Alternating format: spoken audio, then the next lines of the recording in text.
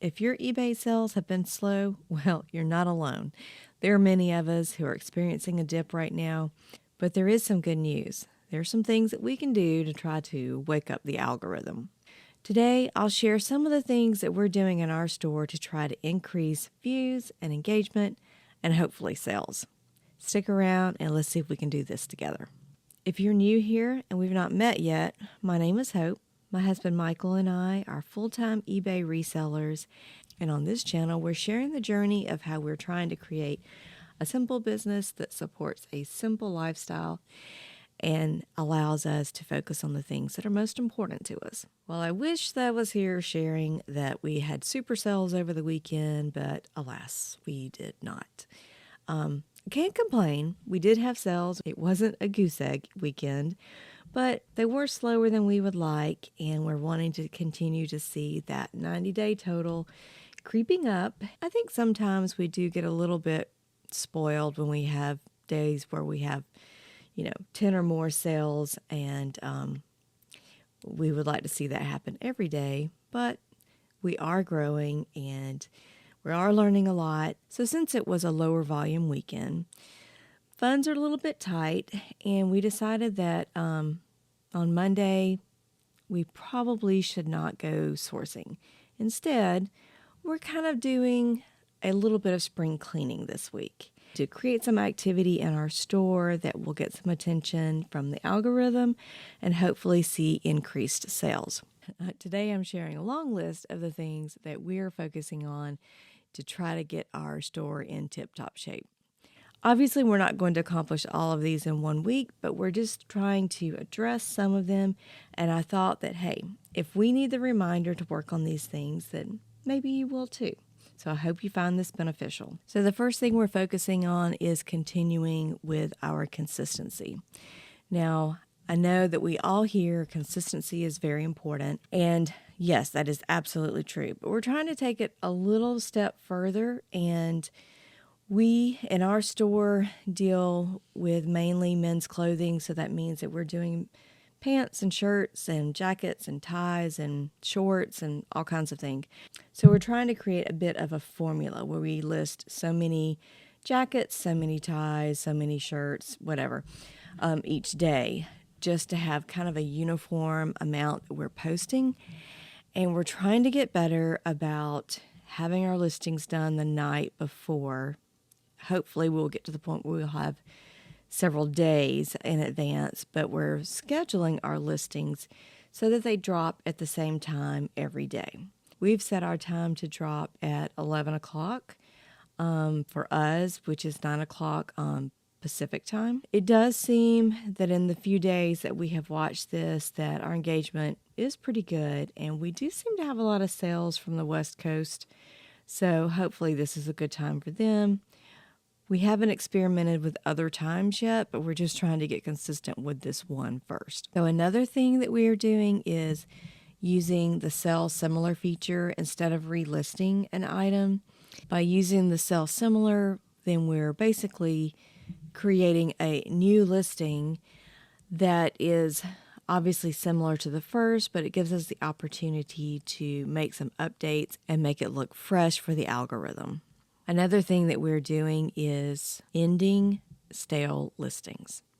So we have some items in our store that have been there for probably 9 months or so. And what we're doing with those is basically completely ending the listing and looking at all the items that are in the listing. Checking the keywords, checking the photos, checking all the information. We've definitely found plenty of things that were incorrect. Sometimes information in the photo did not match the information in the title. And I think part of that came from the fact that these were new listings. We were baby eBayers when we created these listings. So definitely a lot of the information in them is not correct, and we've learned a lot in the process. So we're updating them with better information and hopefully getting more eyes on them. The fourth thing that we're doing is taking advantage of this week and taking some time to just evaluate and analyze what our sales actually are. We already know that certain brands are selling better for us, And it's not necessarily the things that are bolos that other people are putting on other channels. We're trying to find out what are bolos for us. So that means looking at specific brands, looking at specific styles, and seeing what's actually selling for us and what is not, so that we can create a list of what we are looking for our store when we're outsourcing. The fifth thing that we're doing is running sales and promotions. Now, Thursday in our live, Michael is going to share more about how he runs sales. It's not super complicated, but it is pretty involved. So if you're looking for some ideas on how to run your sales, check in with us at noon on Central Time on Thursday for that live. And if you happen to miss it, then check for the replay. So aside from running sales, we also take advantage of promoted listings. Some people do not like to do the pay for play, but we realize that eBay is a platform. It's a store just like a brick and mortar, and you've got to advertise. So we know that we've got to pay a little more to get eyes on our items, and we're willing to do that in order to get the sales. So we figure that we can either make fewer sales and save the money on the promotion, or we can spend a little money on the promotion and get better sales. So we decided to just stick with the latter. Number 6 is we are continuing to send offers to watchers. Every time eBay gives us the opportunity to send offers to viewers or watchers, we do that. Some eBay sellers just don't like the hassle of dealing with it. And I will be honest, I really think Michael just really enjoys the bargaining back and forth, and he's willing to play the game with anybody who's willing to go back and forth with him. So I really do think that this is the part of sales that he actually really enjoys. And I'm glad that he does. He manages the sales and he does the majority of the bargaining. I'm too much of a softie, and I do end up caving just to try to make a sale. So I try to stay out of that and let him do what he's the best at. Number 7 is we are currently experimenting with off-site promotions.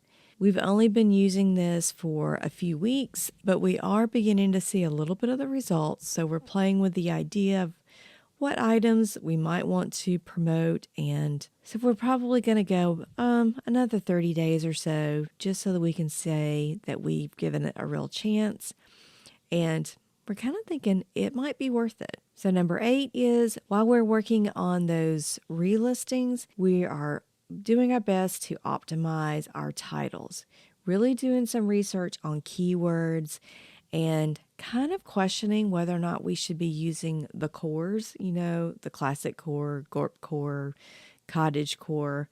We're really trying to do a little bit more research and see what words shoppers really are actually searching when they're looking for items that we have for sale. Number 9 is we're taking a look at some of our photos. Clearly, our photos are better than they were in the beginning, but we have some that are a little on the dark side, and we've learned to use the background removal feature. So we currently do that on the main photo for each listing, and we're bumping up the exposure on the other photos just to make sure that they're nice and bright. But we're also going back and doing that on older listings as well. And we're seeing that we're getting a little bit more attention on things. Number 10 is going back and looking at item specifics that have been left blank on old listings. When you're on your mobile phone and you look at the tasks feature, you'll see item specifics. For a while, we were well over 300 or 400 item specifics that needed to be filled out. So we've been working on those over time, especially with our relistings, and we've gotten that number to somewhere around 250. We still have some work ahead of us, but it's definitely something that we're trying to focus on. Number 11, along with sending offers and counter offers, we're being quick to respond to those. So we basically keep our phone or an iPad next to us at all times, so that we can make responses quickly. And if shoppers have questions, we get that information to them as quickly as possible. Our hope is that by answering questions and responding quickly, we don't lose them before they lose interest. The next item on our list is to just look at our storefront. see if we need to update maybe the banner or information, make sure all the information is correct, and just give it a little spring cleaning. Number 13 is we are looking at our customer feedback, being sure that we send feedback, especially to everyone who has sent us a response. Even for buyers who've not given us feedback, we're providing feedback for them and hoping that the algorithm sees that as activity and possibly even end up with a positive feedback from the buyer. Also, utilizing the information that I mentioned earlier and looking at our past sales, we're working on trying to develop a calendar for sourcing and a calendar for listing items so that when those seasonal things come around, we know when we can pick those things up, like shorts, when are the best sales on those in the thrift stores, when is the best time for us to list those in our store, and also other items in different seasons. Obviously, you don't want to be buying jackets in December because there are not as many in the thrift stores. But at the end of the season, what's left in the thrift stores can be really good prices. So grabbing things when they're on sale in the thrift stores and possibly holding on to those until the next fall. We're just trying to create a little bit of a plan of attack and know where we're going and what we want to look at when we walk into the thrift stores. Another thing that we realized was an issue for us a few weeks ago was looking at our business policies for our storefront. We realized that we had a couple of items that were listed as no returns, and we do accept returns. So we did some digging into our listings to find out what items were actually listed as no returns, which items had 30-day returns, also looking at the shipping and our handling time. We started out with 1-day handling, and now we do same-day shipping. So we wanted to make sure that we're actually getting the benefit of the work that we're doing. So we're looking at those listings and making sure that all of them have the proper business policies. If you're not sure what I'm talking about, I'd be happy to do a video on that. It definitely was a bit of a struggle for us to figure out how to get those all changed, and we actually had to call on the help from eBay on a couple of items. So I would be happy to share our experience with that. Just let me know in the comments below. So the last thing I'm going to mention is we're doing our best to just basically have an open palm about our store. Know that we're doing all the things that we can do, and then we're doing our very best to just allow God to take it and run with it. Being mindful to be thankful for every single sale that we have, and realize also that sometimes when things are slow, it's a chance for us to do some of the things that I'm talking about today. To focus on a little cleanup, some fill in the blank, and making a plan.